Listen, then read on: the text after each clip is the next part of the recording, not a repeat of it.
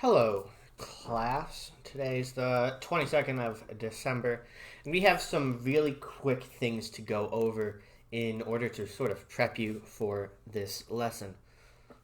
Now, personally, I don't think that you will have much problem with this lesson in general. A lot of what we were going over in this lesson is going to be a little bit of review from when we first learned about division. And these are going to be our divisibility rules.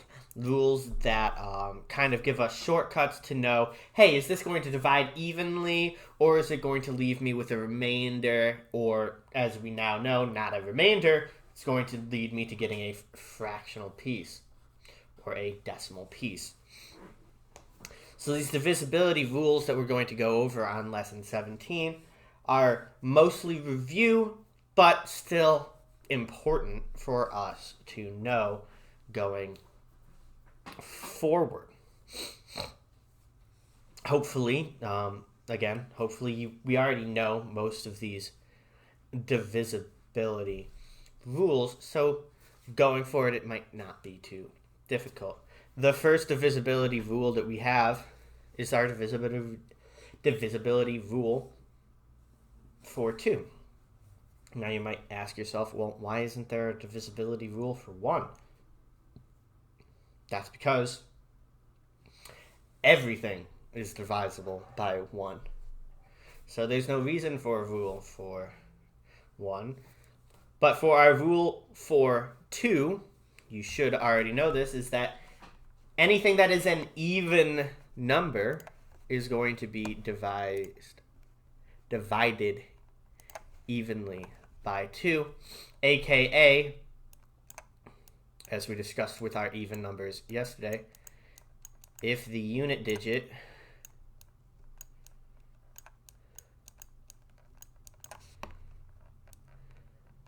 in our case ones, if the unit digit is 0, 2, 4, 6, or 8.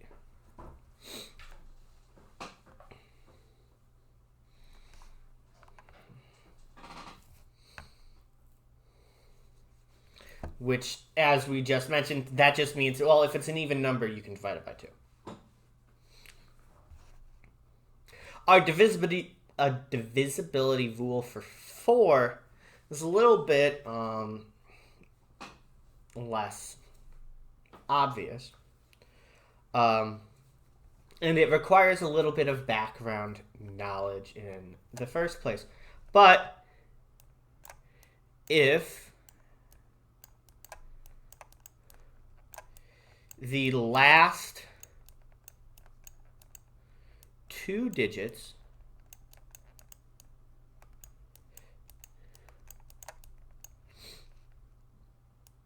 make a number divisible by 4,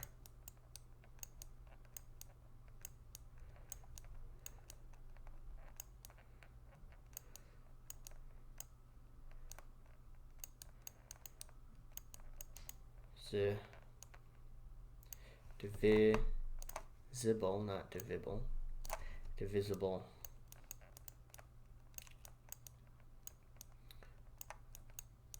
by 4. The last 2 digits make a number that is going to be divisible by 4, then the whole number is going to be divisible by 4. For example, if I were to do the number 7,312, the only numbers that I need to look at are these two. 12. Oh, well, I know just off the top of my head, 12 is a number that's divisible by 4. So that means that this whole number needs to be divisible by 4. Our divisibility rule for 5 is honestly a little bit easier. Instead of having 5 different digits that our unit digit can be, there's only 2 different unit digits. So it is divisible by 5, you can divide it evenly by 5 if the unit digit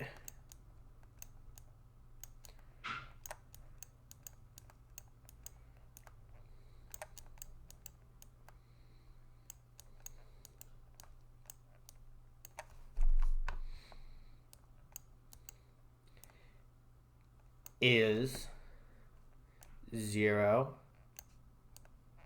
or 5.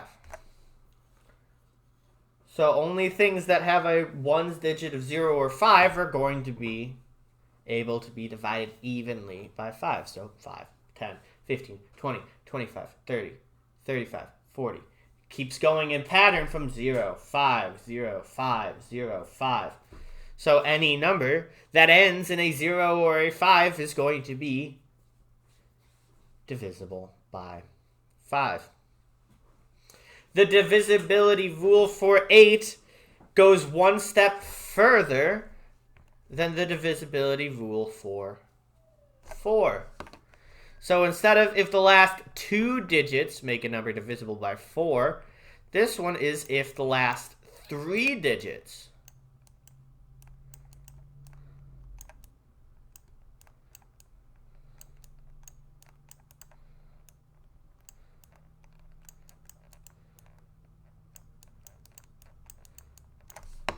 make a number divisible by 8.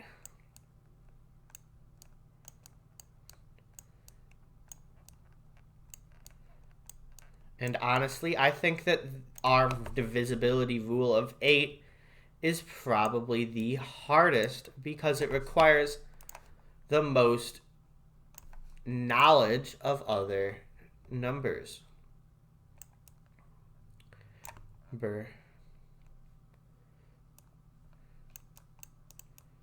Divisible by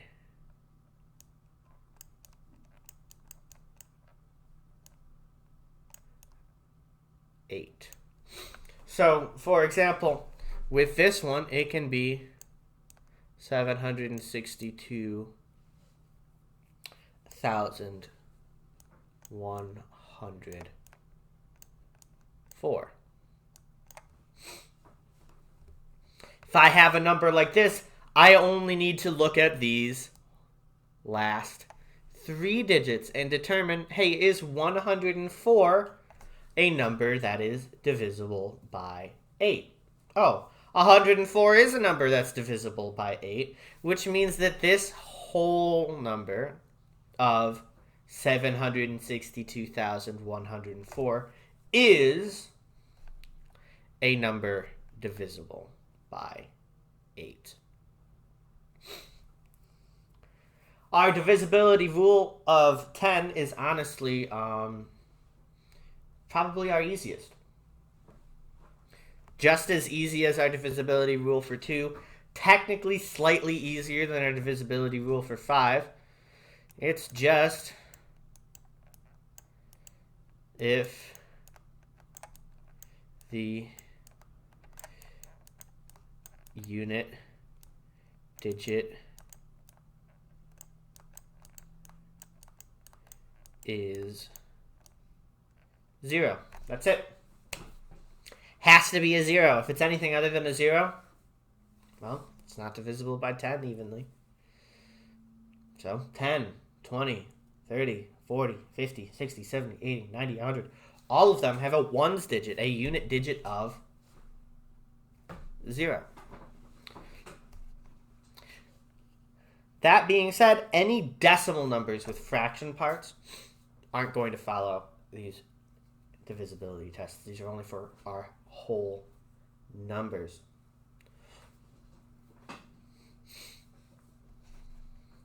And then we get into 2 other nice and special ones.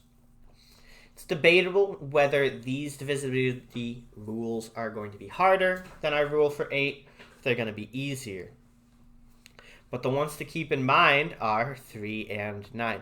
The good news is that if the rule for 9 works, then the rule for 3 works, and you know that anything that is divisible by 9 has to be divisible by 3. It's important to know. But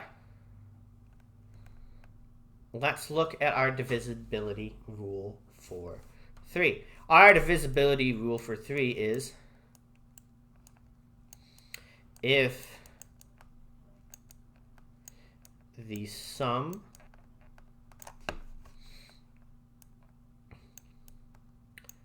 of the digits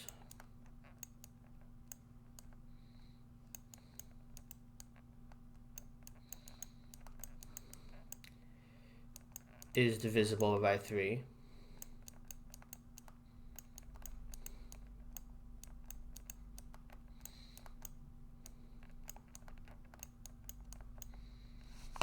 I can write that y a little bit better.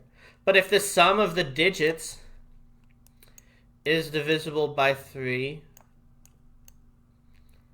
it's divisible by 3, the number itself.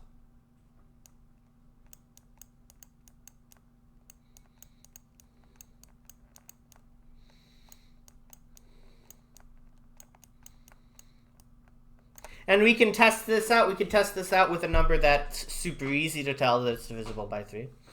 And then we can test it out with a number that's going to be a little bit harder. First number we can test it out with is just 12.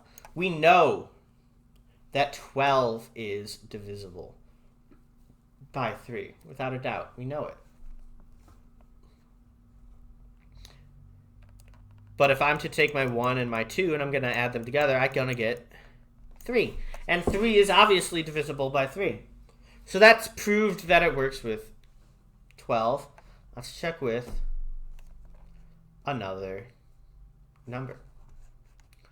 What about our number of, let's see, 765. Just looking at that at a first glance, we're not 100% sure whether or not this is going to be divisible by 3. So let's take our numbers and let's add them together. 7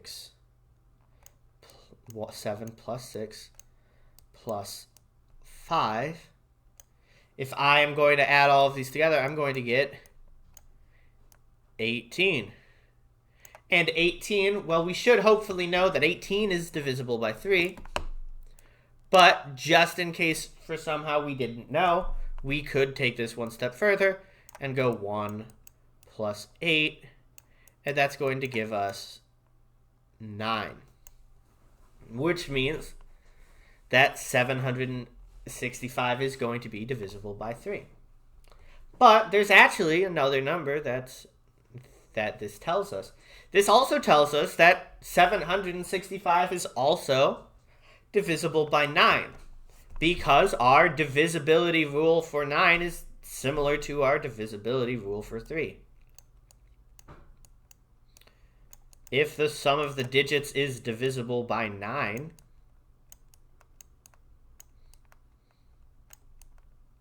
then it is divisible by 9. So if the sum of the digits is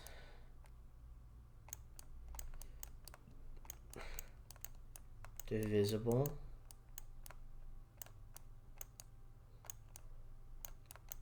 by 9,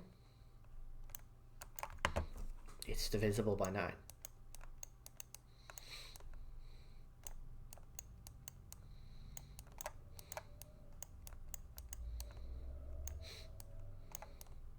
Now, you should now be armed with our rules. You may notice that there are actually 2 other numbers other than 1 that aren't on this list. 6 and 7. The divisibility rule for 6 is if it's a number that's divisible by 3 and divisible by 2, congratulations, it's divisible by 6.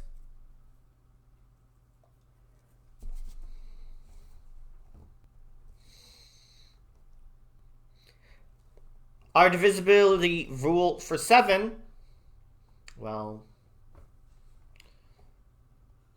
there isn't. a divisibility rule for 7.